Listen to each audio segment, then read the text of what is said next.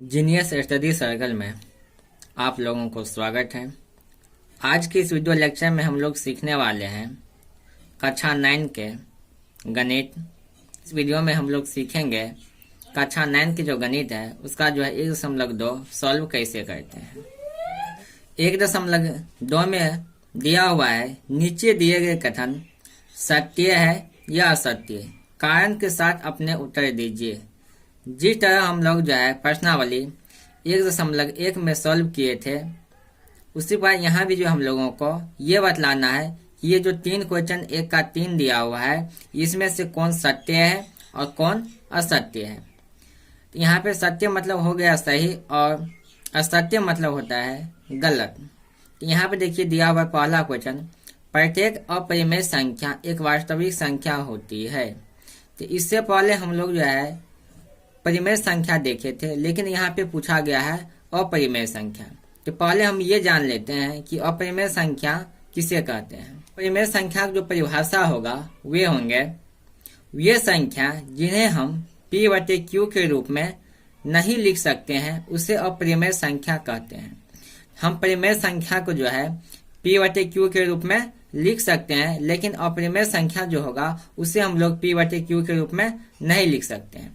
अब ये हम लोगों को देखना है कौन सी संख्या को जो है हम लोग p/q के रूप में यानी कि वट्टे पे नहीं लिख सकते हैं। इसमें पहली जो संख्या होते हैं वो ऐसी संख्या होते हैं जो रूट में आते हैं। देखिए यहाँ पे √2, √3, √7, पाई 0.1022 यानी कि अनगिनत तक। रूट में भी जो है सभी संख्या अपरिमेय संख्या नहीं होते हैं। रूट में भी जो है वही अपरिमेय संख्या होते हैं जो रूट के अंदर फंसा ही रह जाए, जिसका जो है वर्गमूल नहीं होगा। बात की जाए √4 की, तो 4 जो है वो क्या होगा, एक परिमेय संख्या होगा। क्यों परिमेय संख्या होगा?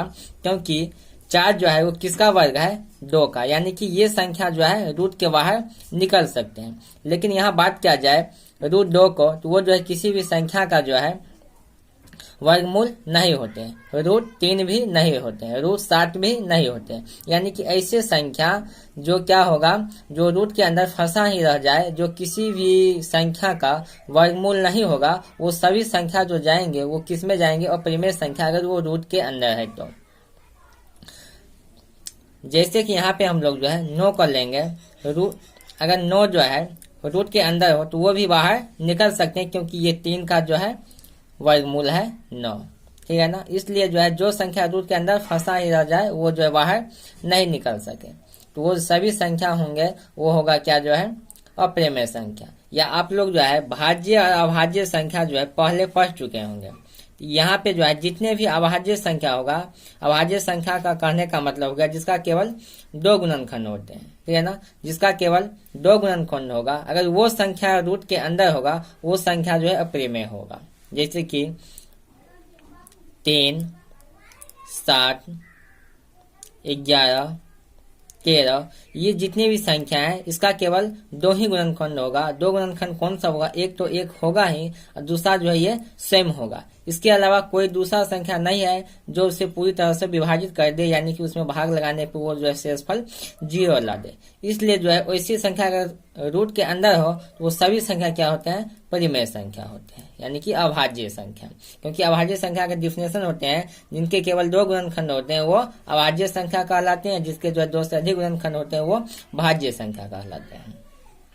यहाँ पे आप लोग ये भी ध्यान रख सकते हैं जितने भी अभाज्य संख्या रूट के अंदर होंगे वो सभी जो है क्या होंगे, अपरिमेय संख्या। जो भी दशमलव के बाद जो है आगे संख्या निरंतर क्या होंगे, बढ़ते जाएंगे, जिसका कभी भी अंत नहीं होगा, तो वैसे भी संख्या जो होगा वो अपरिमेय संख्या होगा। जैसे कि यहाँ पे दिया हुआ है, देखिए जो है 1, 2, 1, 0, 2, 3, 4, 5 और जो है डैश डैश अपरिमित रूप से आगे वो संख्या बढ़ते जा रहे हैं, यानी कि रुकने का नाम ही नहीं ले रहे हैं। वैसे सभी संख्या जो है अपरिमेय संख्या होंगे। अब इसमें एक चीज और हम लोगों को देखना है, वास्तविक संख्या हम लोगों को पढ़ना है। वास्तविक संख्या को जो है इंग्लिश में कहा जाता है रियल नंबर। जबकि आप लोग 10th में जो है मैथ चालू स्टार्ट करेंगे तो इसका पहला जो चैप्टर होता है वो वास्तविक संख्या होते हैं।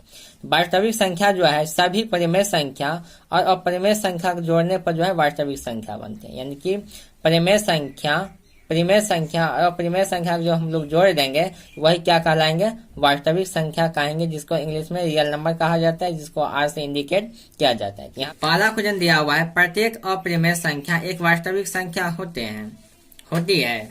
इसमें जो है हम लोग देख लेते हैं। ये जो होगा वो सत्य होगा, क्योंकि वास्तविक संख्या किसके बराबर होते हैं, परिमेय संख्या और अपरिमेय संख्या। इसलिए जितने भी वास्तविक संख्या है वो परिमेय संख्या होगा, इसलिए क्या होगा, सत्य होगा। उसके बाद दिया हुआ है, संख्या रेखा का प्रत्येक बिंदु रूट एम का रूप का होता है, जहां एम एक क्या है, प्राकृतिक संख्या होते हैं। देखिए ये क्या होगा, असत्य होगा। क्यों असत्य होगा, क्योंकि कोई भी जो है ऋणात्मक संख्या जिसके पहले माइनस का चिन्ह लगा हुआ रहता है, वो संख्या जो है किसी प्राकृतिक संख्या का वर्गमूल नहीं हो सकता है। अब एक हम लोग संख्या रेखा को जो है पहले खींच को देख लेते हैं। देखिए ये जो है एक संख्या रेखा हो गया।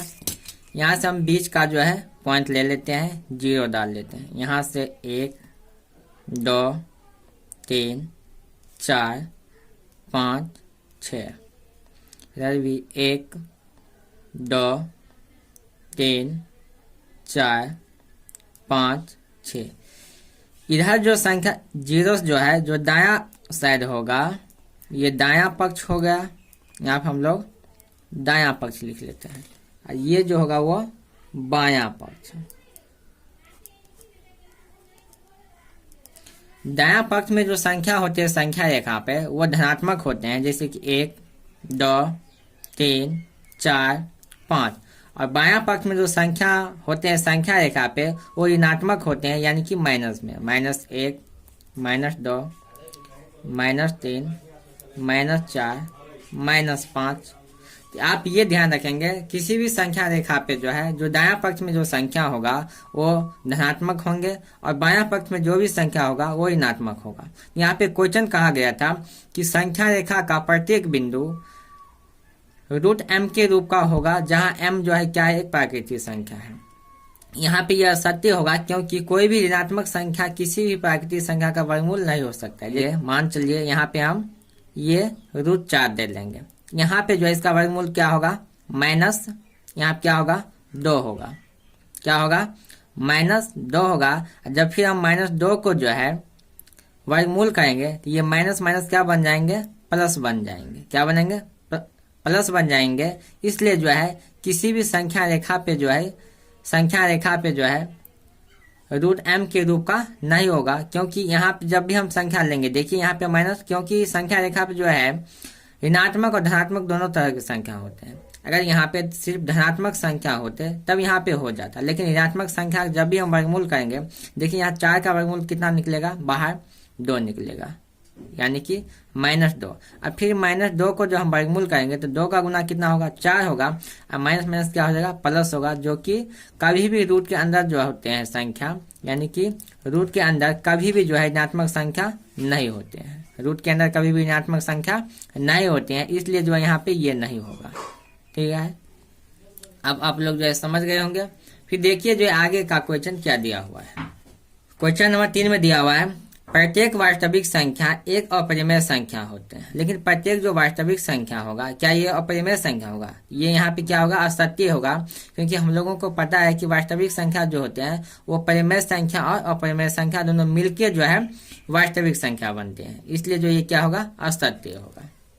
ये क्या होगा, असत्य होगा। क्यों असत्य होगा, क्योंकि वास्तविक संख्या जो बनते हैं वो परिमेय संख्या और अपरिमेय संख्या को जोड़ के बनते हैं, इसलिए ये क्या होगा, असत्य होगा। 2 को देखते हैं। क्वेश्चन नंबर 2 में दिया हुआ है, क्या सभी धनात्मक पूर्णांक के जो वर्गमूल होगा वो अपरिमेय होते हैं?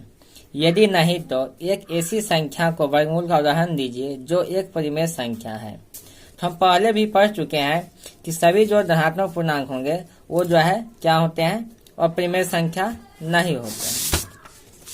सभी धनात्मक पूर्णांक के वर्गमूल अपरिमेय संख्या नहीं होते हैं, क्योंकि कुछ धनात्मक पूर्णांक अपरिमेय संख्या होते हैं, जैसे कि वर्गमूल 3, वर्गमूल 5, वर्गमूल 7। यानी कि जो रूट के अंदर फंसा ही रह जाए, केवल वही वर्गमूल जो होते हैं वो क्या होते हैं, अपरिमेय संख्या। लेकिन जो बाहर निकल सकते हैं वो तो जो है अपरिमेय संख्या नहीं होंगे, वो क्या कहलाएंगे, परिमेय संख्या। यानी कि जो संख्या रूट के अंदर फंसा ही रह जाए वही केवल धनात्मक पूर्णांक संख्या जो क्या होंगे, अपरिमेय होंगे। लेकिन जो रूट के अंदर नहीं फंसा रहे वो क्या होंगे, परिमेय संख्या। जैसे कि यहाँ पे वर्गमूल 4, जैसे कि यहाँ पे वर्गमूल 4 होगा, 4 तो बाहर निकल सकते हैं, इसके किसका वर्गमूल है, ये 2 का।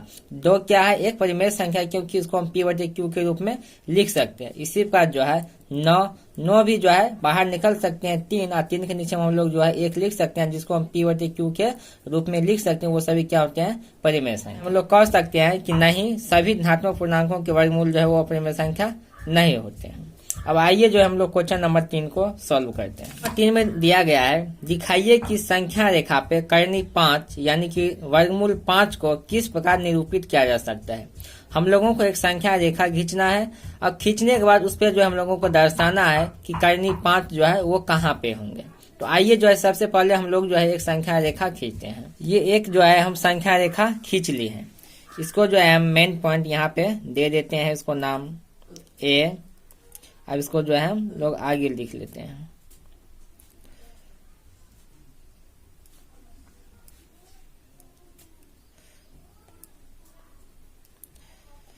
यहाँ पे होगा 1 2 3 4 5। यहाँ पे 1 2 3 4 और यहाँ पे हम लोग क्या करेंगे, इस संख्या रेखा पे सबसे पहले एक त्रिभुज का निर्माण करेंगे। तो त्रिभुज का जो निर्माण करेंगे वो 2 इकाई का लेंगे, यानी कि 1 से, यानी कि 0 से लेकर 1 तक ये 1 इकाई होगा, और 1 से जो है यहाँ तक ये 2 तक 2 इकाई होगा। यहाँ से जो है ये इसका हो जाएगा आधार, यहाँ से 1 इकाई का हम लोग जो है लंब खींचेंगे।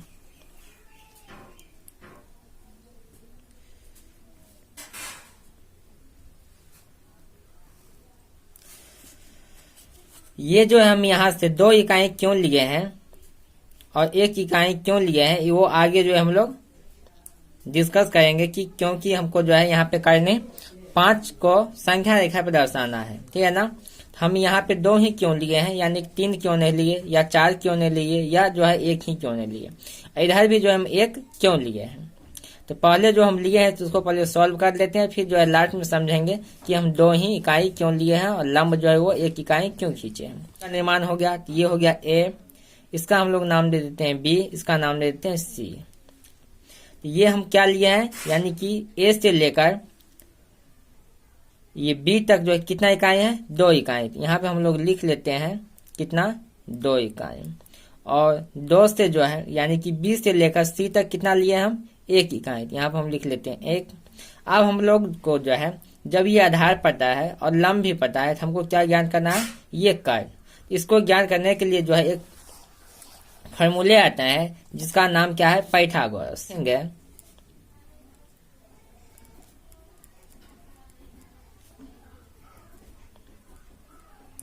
पाइथागोरस प्रमेय। ये हम लोगों को जो है ए बी पता है और बी सी भी पता है, यानी कि ये हो गया आधार, इसको हम लोग क्या बोलते हैं, ये नीचे को बेस, यानी कि हिंदी में इसको आधार कहा जाता है, इसको लंब कहा जाता है, इसको कर्ण कहा जाता है। तो हम लोगों को कर्ण ज्ञात करना है, इसलिए इसका फॉर्मूला क्या होगा, कर्ण का स्क्वायर बराबर क्या होते हैं, रूट अंडर लंब का स्क्वायर प्लस आधार का स्क्वायर। या आप जो है इधर आधार लिखिए, इधर लंब लिखिए।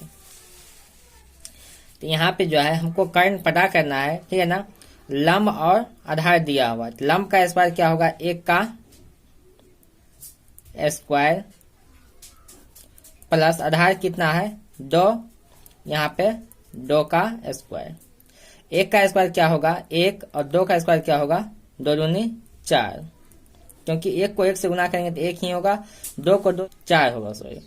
तो 1 और 4 कितना हो गया 5, जो कि हमको जो है वर्गमूल 5 को ही जो है संख्या रेखा पे दिखाना था, इसलिए जो है यहाँ पे 5 आ गया। अब हम लोग जो है आराम से दिखा सकते हैं।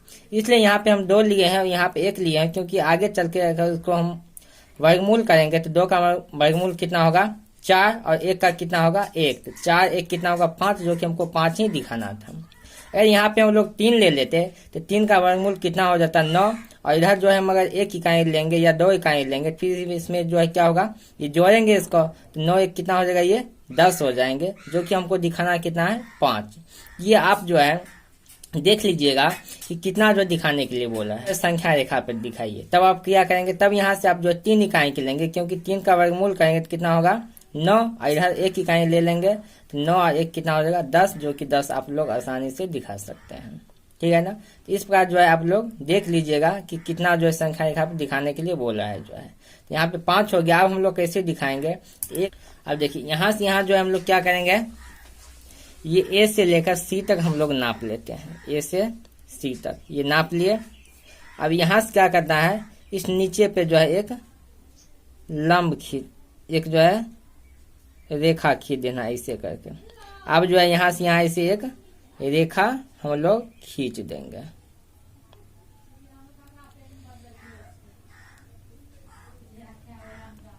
अब जो होगा यहाँ पे, यानी कि यहाँ से लेकर, यानी कि ए से लेकर, ठीक है ना, और यहाँ तक ये कितना किसको दर्शाएंगे। अब यहाँ जो है आप लोग एक ऐसे ऊपर से खींच लीजिए। अब ये किसको दर्शाएंगे, करनी 5, यानी कि वर्गमूल 5 को जो है ये रेखा यहाँ पे दर्शाएंगे। यानी संख्या रेखा पे ये कितना हो जाएगा वर्गमूल 5। इसमें दिया हुआ कक्षा के लिए क्रियाकलाप, ये जो है क्वेश्चन कोई नहीं है, फ्री टाइम में इसको बना सकते हैं। चलिए इसको हम जो है बना के दिखा देते हैं आप लोगों को कैसे बनाना है। वर्गमूल सर्पिल की जो है रचना करना है। तो देखिए यहाँ से जो है ये ओ से पी तक, ये इसका आधार जो है वो कितना है 1, और इधर भी जो है पी से P1 से लेकर P2 कितना है, ये लंब 1 और 1 दोनों ये कर्ण, तब कितना होगा 2 होगा। फिर यहाँ से यहाँ तक ये कितना होगा 2 होगा, और आगे जो है P से P1 से P3 तक कितना होगा 1 होगा। ये जो कर्ण खींचेंगे वो कितना होगा वर्गमूल 3 होगा। फिर जब ये वर्गमूल 3 होगा, ये यहाँ से एक P3 से P4 तक जो है हम लोग एक इकाई लेंगे, तो ये जो है 3 और 1 कितना हो जाएगा 4। ऐसे करके खींचते खींचते आपको जो है क्या करना है, मिलाना है यहाँ तक जो है। तो आइए हम लोग जो है देख लेते हैं। ये बिंदु दे देंगे, उसके बाद हम लोग जो है 1 इकाई इधर ले लेंगे, ऊपर की तरफ जो है 1 इकाई ले लेंगे।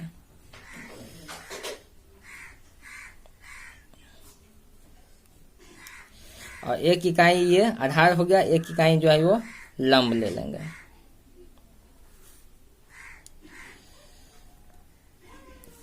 ये कितना है 1 और ये कितना है 1, दोनों मिला के जब यहाँ पे हम लोग कर्ण खींचेंगे तो कितना होगा 2 इकाई का। ये जो होगा वो कर्ण कितना होगा 2 इकाई का। फिर यहाँ से हम लोग जो है 1 इकाई आगे लेंगे,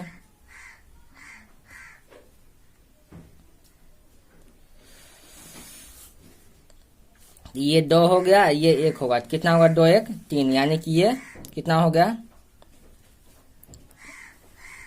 3, यानी करनी वर्गमूल 3। फिर आके जो है आगे 1 इकाई लेंगे,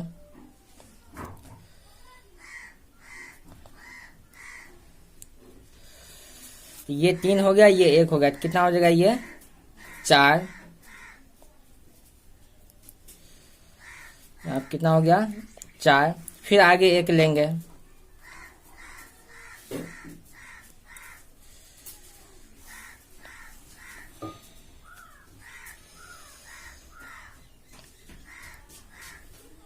ये 1 लिए हैं, इधर 4, तो कितना हो जाएगा ये 5। देखिए इस प्रकार जो है आप लोगों को क्या करना है, ऐसे ऐसे गोल घुमाते घुमाते जो है ये थोड़ा जो है टेढ़ा सब हो गया, आप लोग जो है सही से खींचते खींचते जो है इसी प्रकार मिला लीजिए यहाँ तक जो है। ये क्या हो गया, एक सर्पिल हो गया।